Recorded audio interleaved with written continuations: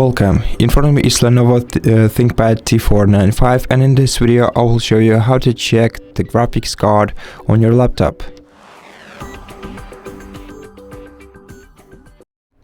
First you have to open the Start menu and go to Settings. In Settings, go to System, then scroll all the way down to About section, open it. And here you can find the info about your graphics card. You can see the amount of video memory on it and its name. As you can see, for me it's integrated Radeon Vega 10 graphics. Alternatively, you can right click the taskbar, go to Task Manager, then go to Performance section, select the GPU on the list.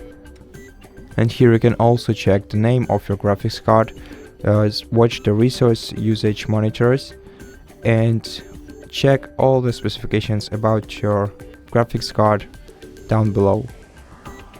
And that's it. Thank you for watching this video. If you liked it, consider subscribing to our channel, leave us a like and a comment below, and I'll see you in the next one.